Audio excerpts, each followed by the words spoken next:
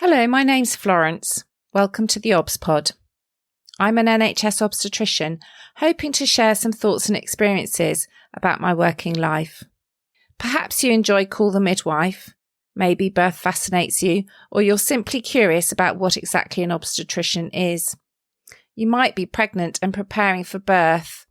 Perhaps you work in maternity and want to know what makes your obstetric colleagues tick, or you want some fresh ideas and inspiration. Whichever of these is the case, and for that matter, anyone else that's interested, the theobspod is for you.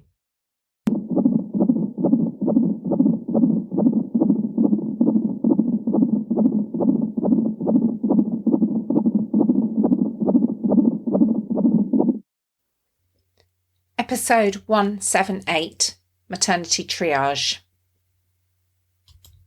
I thought it was about time that I did an episode on triage. What do I mean by triage? Well, I looked up the Oxford Dictionary definition, and strangely enough, the first definition it gives is about sorting wool. That actually triage was sorting out different qualities of wool in the 18th century. However, later on, seemingly around the time of the First World War in the early 20th century, it became a medical term for deciding which casualties needed the most urgent treatment. And in actual fact, used as a verb in terms of triaging out or leaving those for whom medical treatment was actually not likely to be successful, and focusing on those where life could be saved. So it has a battlefield connotation. But most people are probably more familiar with the idea of triage when they turn up in A&E in an emergency situation. You see a nurse, usually fairly swiftly after you've arrived, and they do some basic observations, so pulse, blood pressure, ask what you feel might be wrong with you, what are your symptoms, and then from that decide the urgency with which you need to be seen. In A&E departments in the UK,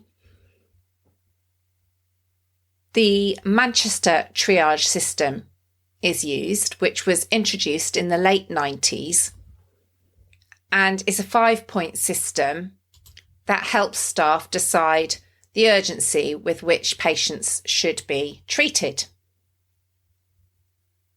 Therefore, for nearly 30 years, there's been something in place in the NHS in terms of triaging acutely unwell people. But interestingly, not in maternity. Not, that is, until the middle of the last decade, when the team in Birmingham developed BSOTS, standing for Birmingham Symptom Specific Obstetric Triage System. BSOTS.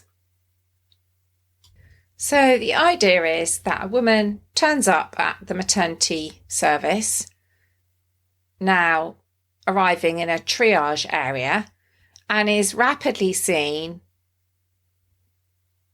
by a midwife who does those basic observations, pulse, blood pressure, oxygen levels, baby's heartbeat, and finds out what symptoms the woman is experiencing, and triages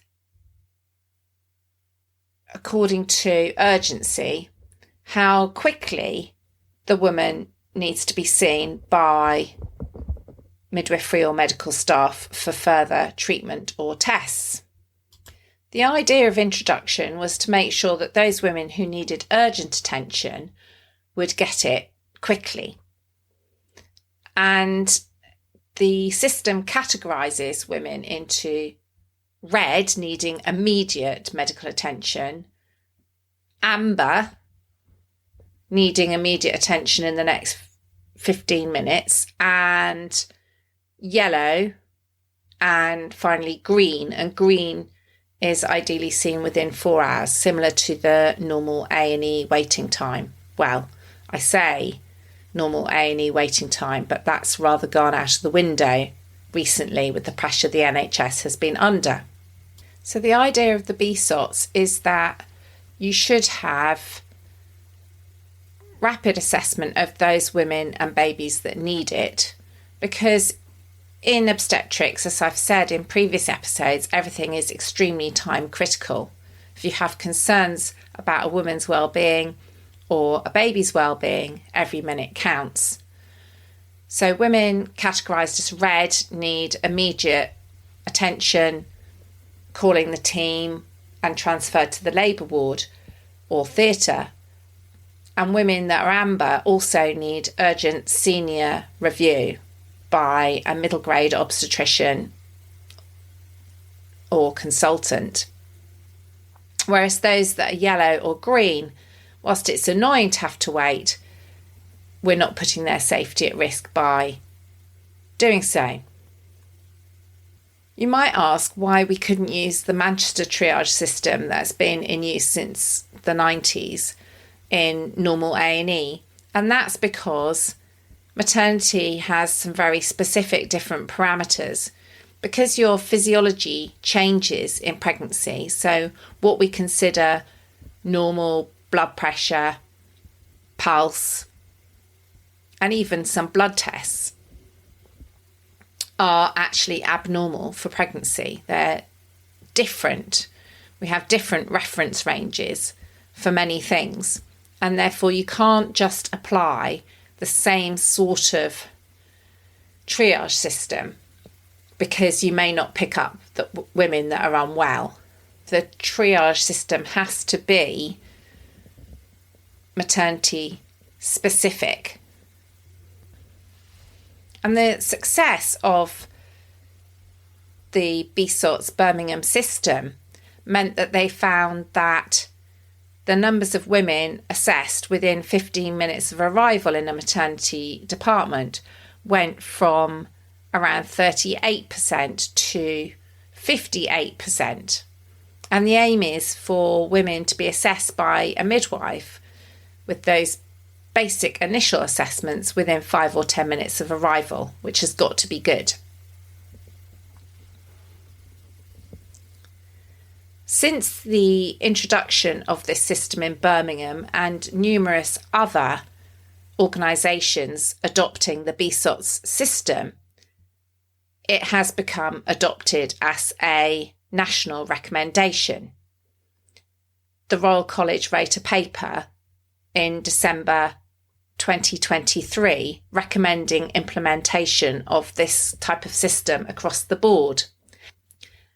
And for my own maternity unit, this was a quality priority for last year. It sounds very straightforward and easy to implement, but actually one not only needs the right space in which to triage and see women, but also the right staff. If you look at the numbers of women seen in triage in maternity units, it's generally published that you might see 3 times the number of women that are actually having their babies at the hospital in any month. Because women may attend with worries about their baby's movements, or they may attend on numerous occasions during their pregnancy. So triage can be immensely busy. So to give you a feel of activity, last month in our maternity unit, we saw almost 1,000 women, and the triage team can see up to 50 women on our busiest day.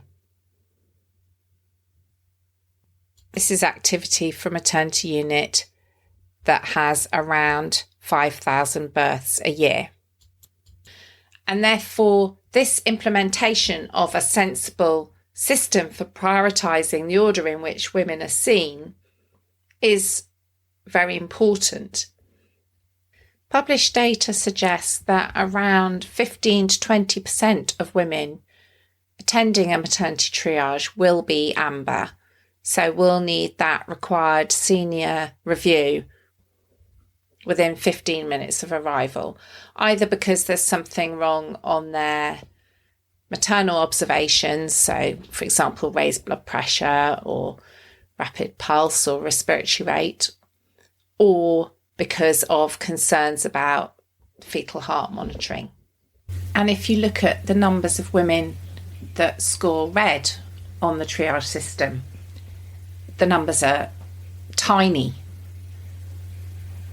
maybe 2 or 3 a month. So in this way, it helps us not only prioritise time-wise the women that really need rapid input, but also the seniority of doctor that they may see. So we have excellent junior members of staff who are GP trainees, and they have excellent core skills in recognising when someone is unwell, but they don't have the specialist knowledge and expertise of maternity care. Certainly when they start with us. So they can safely see the women that are yellow or green and have a longer time frame in which to be seen, and then discuss with a senior colleague. And we can hone our attention in terms of more senior staff to the red and amber women who may need that very timely intervention to prevent them or their baby becoming very seriously unwell very rapidly. And it's much clearer now as a consultant on call, if someone rings from triage or comes around from triage and says they have a woman scoring red or amber, I know I need to immediately release someone to go and assess the situation and see what needs to be done if I can't go myself. One of the key pieces of published feedback from the BSOTS implementation and BSOTS studies are that staff found it easier to communicate with one another about the urgency using the colour coding system, how quickly women needed to be seen and what their concerns were. So how does a woman turn up at triage? So coming back to our unit stats, around 78% of women self-refer. We also have extremely strict criteria about which pregnant women can and cannot be seen in the main A&E department. Pregnant women have different symptoms sometimes and different physiological parameters which are not necessarily well understood by our emergency medicine colleagues. And therefore, a small number of women come to triage via A&E, having been directed on as maternity is a more appropriate place for them to be seen because of the obstetric expertise. Alongside triage, there has been a lot of suggestion of telephone helplines, and indeed in the Royal College of Obstetricians and Gynecologists paper that I mentioned, and I will put in the show notes, there is also advice about dedicated 24-hour telephone helpline staffed by a midwife in a quiet place doing nothing else, who can give her full attention to women and give advice on the phone. And that is generally how we invite people into the maternity unit.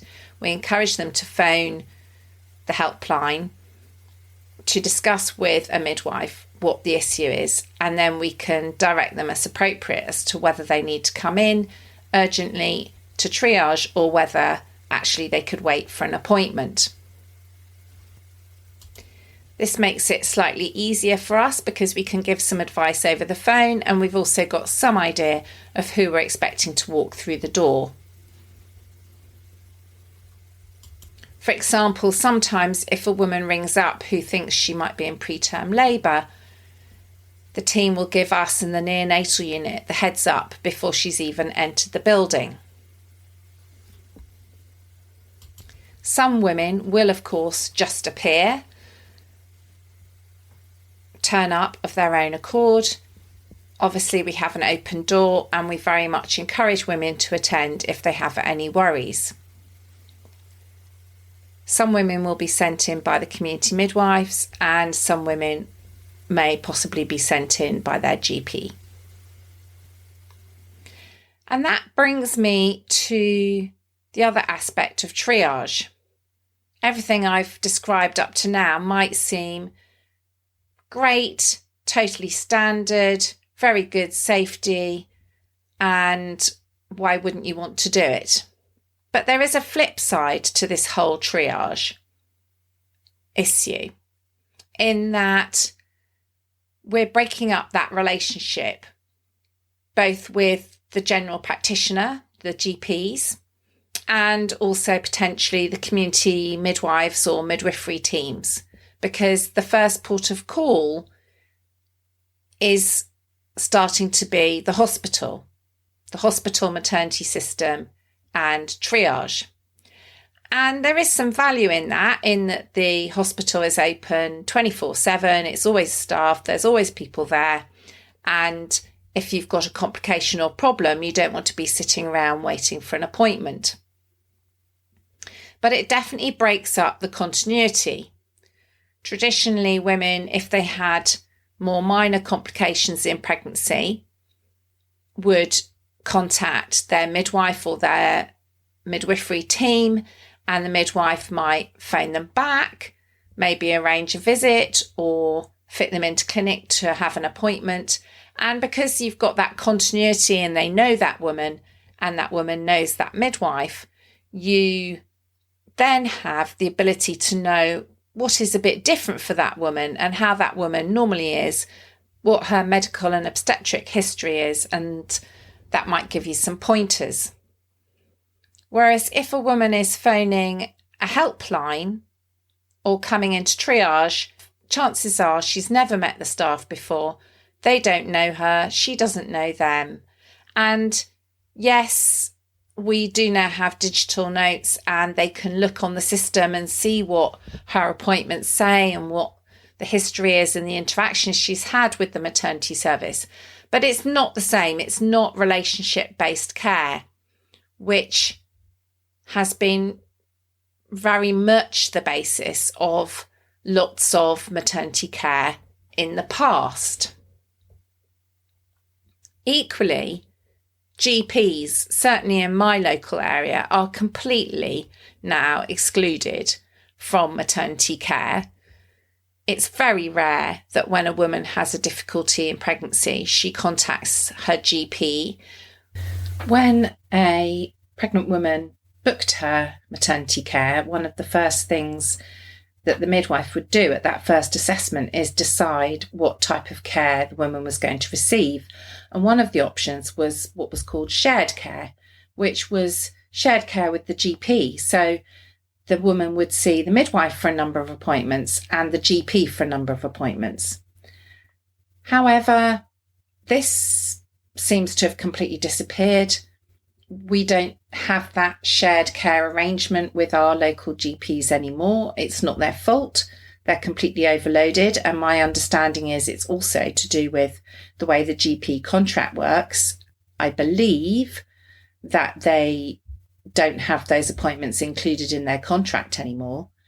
But it can mean that the GP is completely out of the conversation of the care of that woman for a period of time, which is not ideal if the GP is someone who's very familiar with that woman. GPs may have lots of useful information about the women on their books, about their chronic health conditions if they have them. And whilst that won't always be important and of use, I do feel that the emphasis on women self-referring to maternity services and being cared for by midwives and obstetricians has really taken away from that continuity that the family doctor had with that woman. And we're medicalising and bringing everything into hospital. So I was interested also, when I was exploring this topic, to have a little look at what women think of the BSOTS system. And there are a few small reports published, including one from a hospital in Australia that implemented BSOTS, that said women found it acceptable.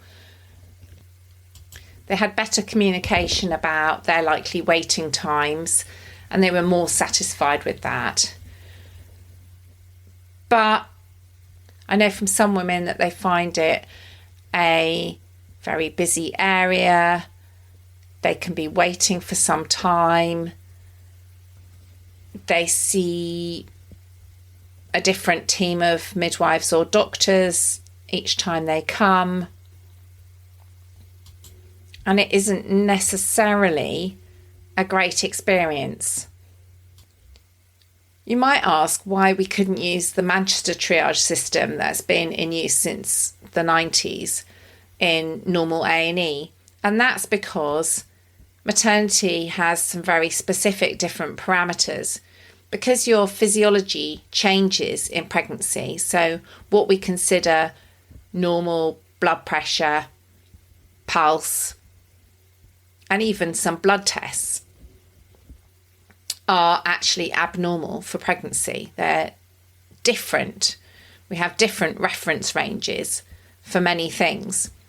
There are also important symptoms that in pregnancy may be very significant that in the general population might be completely innocuous.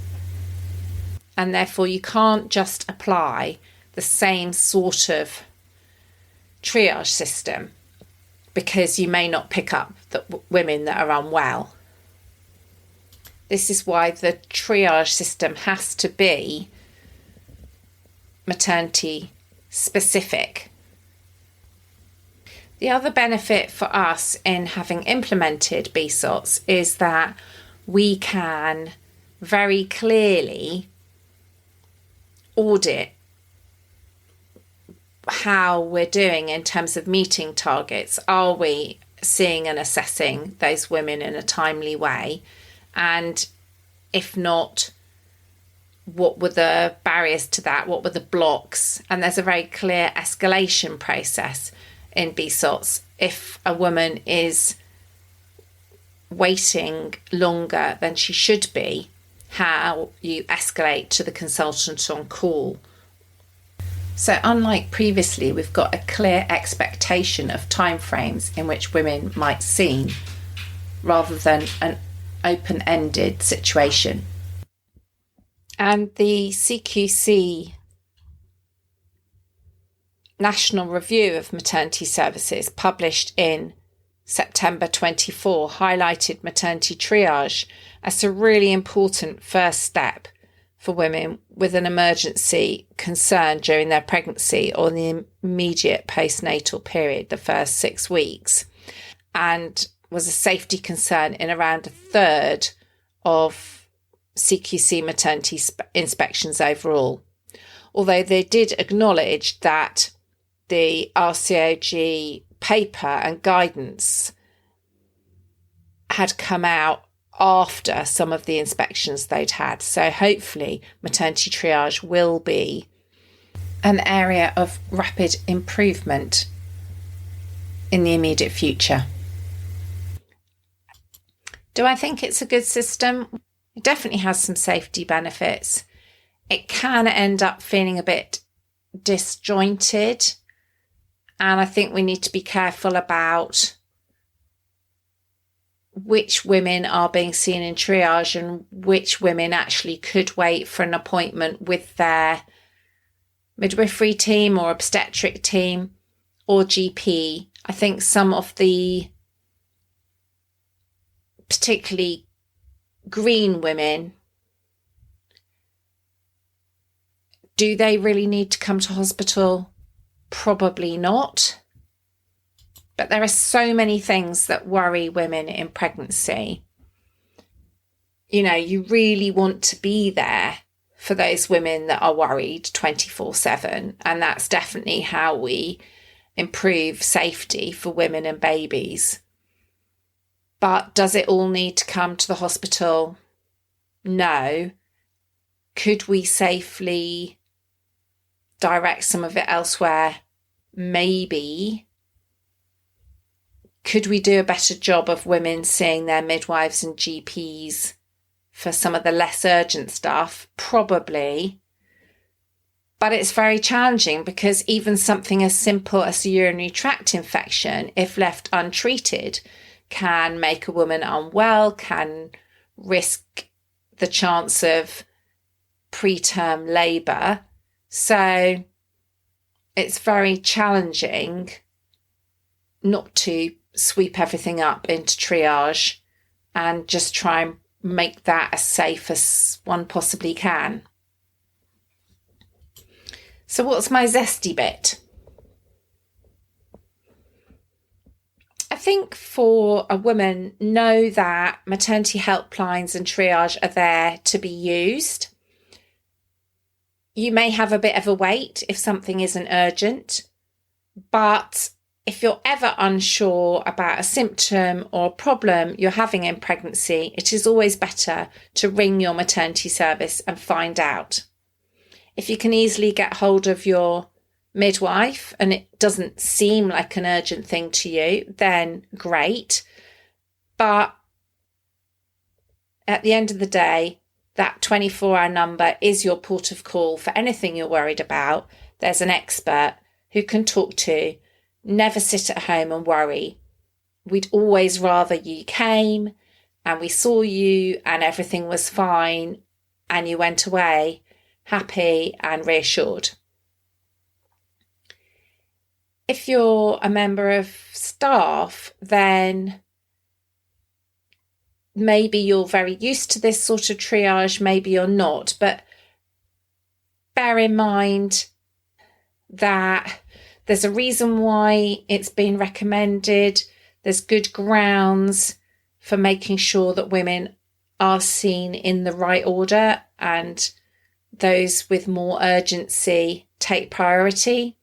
And however tempting it is when someone's been waiting a long time or a longer time to bump them forwards and try and be kind to them, actually it's really important that we stick to that clinical prioritisation and only come to the women that are non-urgent when all those that have been seen.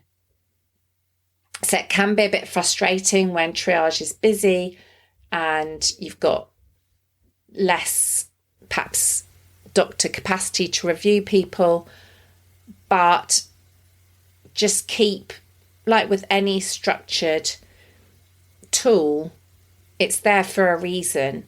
And if you stick to that red, amber, yellow, green, you're not going to go wrong. You're going to be safe on your busiest day. Thanks for listening. I very much hope you found this episode of the BSOTS interesting. If you have, it'd be fantastic if you could subscribe, rate and review on whatever platform you find your podcasts, as well as recommending the BSOTS to anyone you think might find it interesting. There's also tons of episodes to explore in my back catalogue, from clinical topics, my career and journey as an obstetrician, and life in the NHS more generally. I'd like to assure women I care for that I take confidentiality very seriously and take great care not to use any patient identifiable information unless I have expressly asked the permission of the person involved on that rare occasion when it's been absolutely necessary. If you found this episode interesting and want to explore the subject a little more deeply, don't forget to take a look at the programme notes where I've attached some links. If you want to get in touch to suggest topics for future episodes, you can find me at theobspod on Twitter and Instagram, and you can email me theobspod@gmail.com. Finally, it's very important to me to keep the OBSPod free and accessible to as many people as possible. But it does cost me a very small amount to keep it going and keep it live on the internet. So if you've enjoyed my episodes and by chance you do have a tiny bit to spare, you can now contribute to keep the podcast going and keep it free via my link to buy me a coffee. Don't feel under any obligation, but if you'd like to contribute, you now can. Thank you for listening.